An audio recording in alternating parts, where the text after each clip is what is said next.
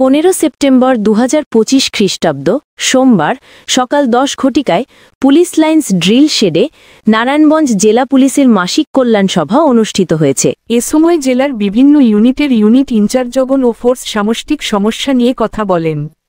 Police super জনাব Mohammad Jasim Uddin PPM বার মহোদয় সেসব সমস্যার সমাধানের জন্য সংশ্লিষ্ট অফিসারদের নির্দেশ প্রদান করেন। অতঃপর দুপুর 12 ঘটিকায় আগস্ট মাসের বিভিন্ন মামলার অগ্রগতি বিষয়ে অপরাধ পর্যালোচনা সভা অনুষ্ঠিত হয়। পুলিশ সুপার মহোদয় ওয়ারেন্ট তামিল অবৈধ মাদকদ্রব্য উদ্ধার করতে নির্দেশ প্রদান করেন। এছাড়া 2024 থানা থেকে লুট হওয়া অস্ত্র ও গোলাবারুদ উদ্ধার করতে বিশেষ অভিযান পরিচালনা করার জন্য নির্দেশ দেন।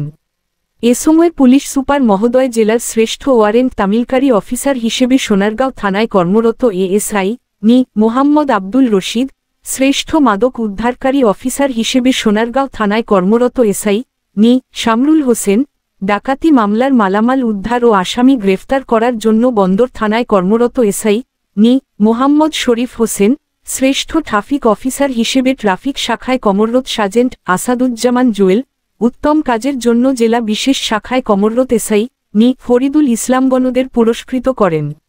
উক্ত সভাগুলোতে প্রধান অতিথি হিসেবে উপস্থিত ছিলেন নারায়ণগঞ্জ জেলার সুযোগ্য পুলিশ সুপার জনাব মোহাম্মদ জসিম উদ্দিন পিপিএম বার মহোদয়। এছাড়া